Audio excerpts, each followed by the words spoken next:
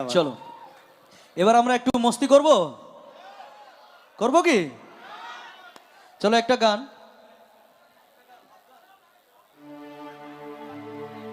চলো এবার এই গানের আমি প্রথম দু লাইন গাইবো। হ্যাঁ, দু লাইন শোনার পরে জোরে হাততালি বা জোরে চিৎকার হলে এই গানটা পুরো গাইবো, না হলে আমরা গানটা চেঞ্জ করব। হ্যাঁ, আগে দু লাইন শুনুন। গানটা কি? গানটা হলো দা-রা-রা।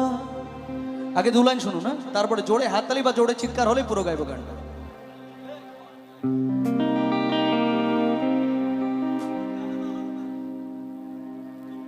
গানটা হলো मेरे रश के कमर